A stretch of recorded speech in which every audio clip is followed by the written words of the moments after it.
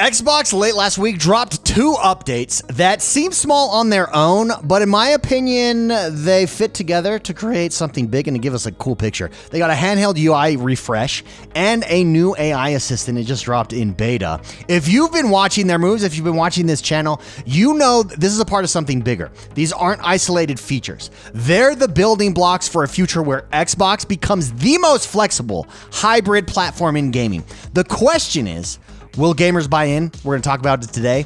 Let's do this. Okay, so first up late last week, the UI, the Xbox full screen experience, that's the name for Xbox's new UI handheld that is coming with the ROG Ally and the ROG Ally X later this month.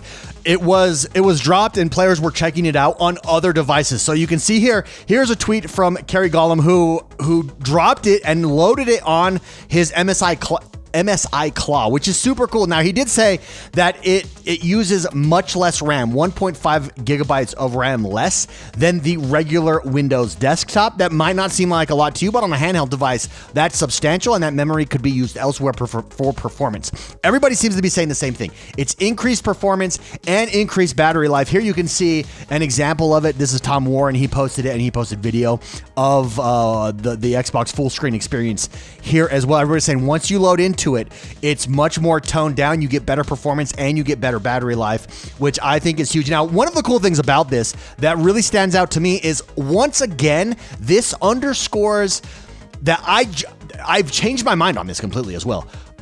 It underscores that this is the future as far as software.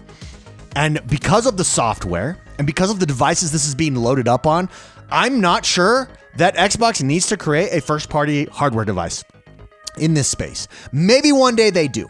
I genuinely don't know what the benefit there is off the bat, unless it becomes too tricky to utilize this hardware. Think Android strategy. Think Google strategy. Google's able to be everywhere because you have a plethora of devices. It's kind of the Google versus Apple strategy here that Xbox has the question mark. Do you control everything? Do you develop your own hardware devices and then ship it out? Or do you use other people's hardware and ship out your software? I think the answer for Xbox is software. Like, software is your platform. This is a platform war. The console war is over. It's all platform from here out. It's going to be the Xbox platform, the Game Pass platform, versus Steam, versus PlayStation, Nintendo, etc., etc. And I think the more you get your platform into the hands of more people via being available everywhere, the better. But we'll see.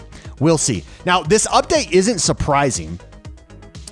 It is validating, right? For those of you that have been tracking Xbox long-term hardware strategy, this is the natural next step to start to see this out in the wild, to start to see this software being used on multiple devices, and it's happening in real time now. So it's really, really exciting. Now, the one thing is, again, like I said, performance and battery upgrades, everybody is talking about them. In fact, here's an example. Everybody that's had a chance to play with it, Windows Central did a big thing on it and said that, hey, this definitely improves your battery. It definitely improves your performance here as well. Here is Xbox News for Koreans. Here's their tweet. They went over and they tested it on Shadow of the Tomb Raider. And they just did a frame test. This is on the original ROG Ally.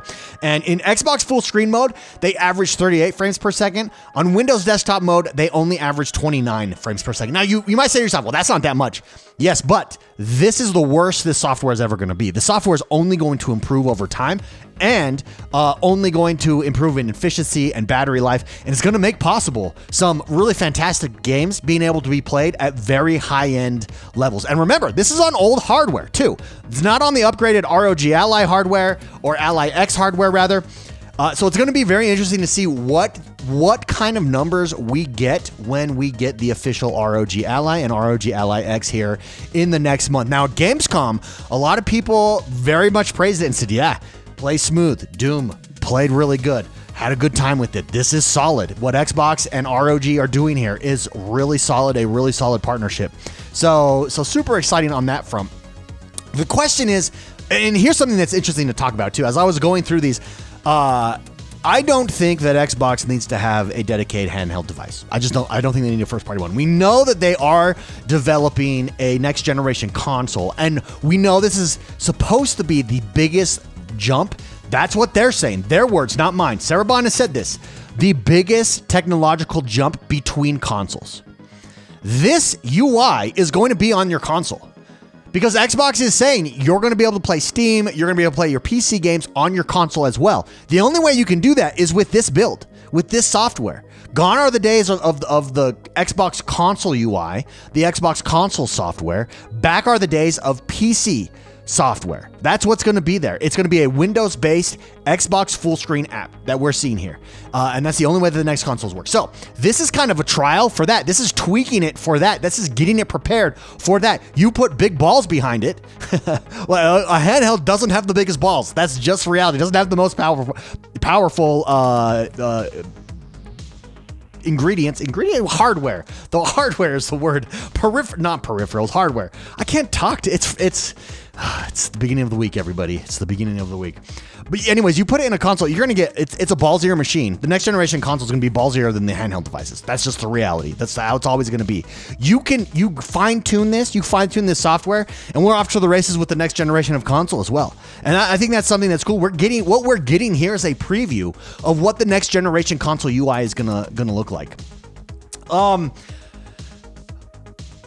I have a couple questions for you guys just on this before we get to the AI stuff, because CoPilot also dropped here, and I want to talk a little bit about that because I think the two fit really well together.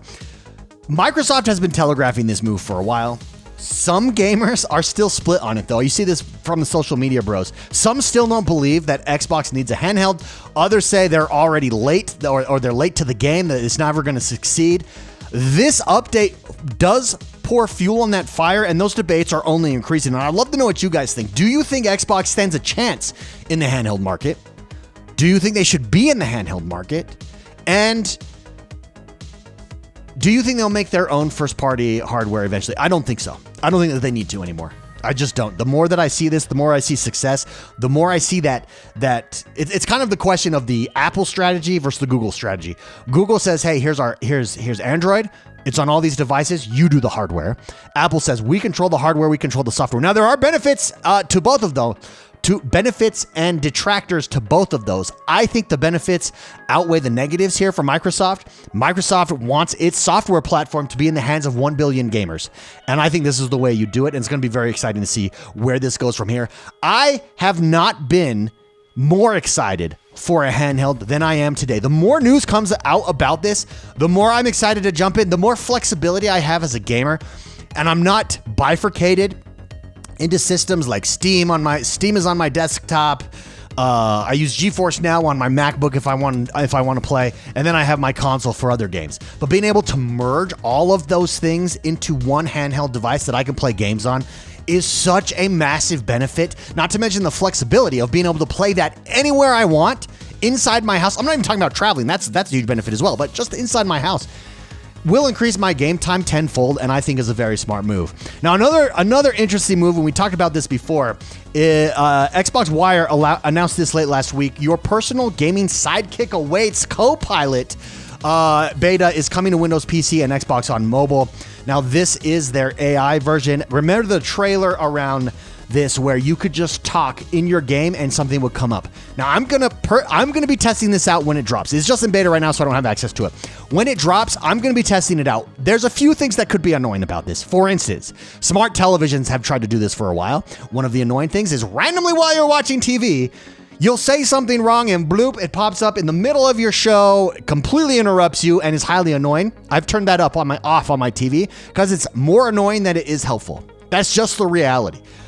We all know about Alexa, for instance, and its counterpart Siri that I'm sure just listened to me because I have a HomePod right here on my desk. And yep, there it is. There are things that can happen with these voice command systems that are obnoxious. CoPilot is AI powered, super cool. It's context aware assistant. That's what they're saying across console, PC, and mobile. It could go one of two ways. It could be gimmicky, or it could be huge quality of life upgrade. Where I see it easiest and not gimmicky, or not easiest, where I see it the most valuable and not gimmicky is if you could, for instance, recap my game. I cannot tell you how. If anyone can figure that out, where you recap my game for me, hey, I haven't played this game in 2 weeks. recap it for me. And it tells you what you were doing, last things, where you go. I don't have to start over. Unfortunately, as gamers, we live in this weird, it's not like taking a break from a television show and then you get a quick recap and you've got to relearn the controls if you ever step away from a game for a while, because every game has different freaking controls. And so you've got to relearn it. You've got to relearn, okay, what was I doing last? Why am I this specific build? Why have I applied this ability to myself? How does this ability work with that ability? Oh yeah, that's right. They synergize, they complement each other. Oh yeah, I was supposed to talk to this guy. Now I remember. If you can make that easier for me and you utilize this AI in that way, I think it's cool.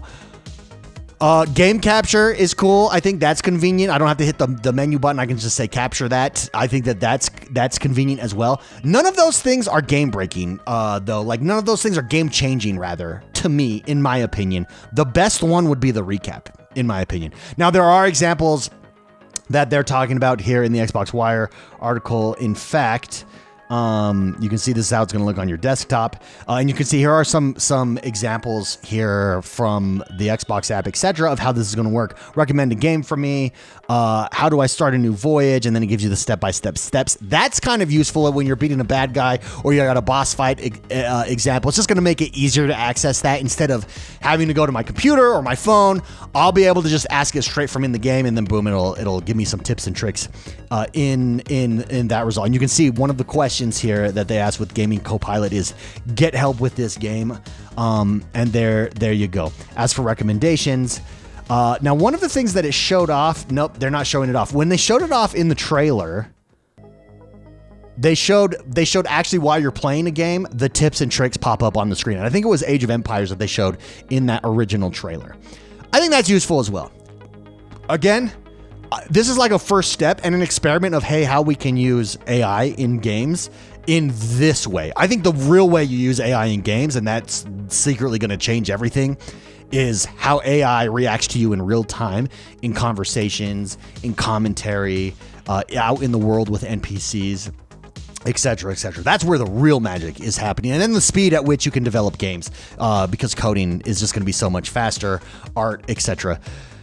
This is on the user side. We'll wait and see.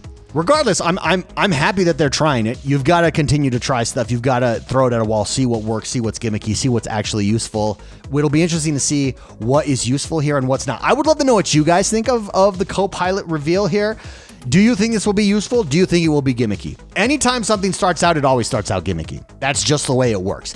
Over time, though, we learn what's useful, what's not. It gets doubled down and it gets enhanced. So some of the stuff is going to be gimmicky. Some of it may be useful.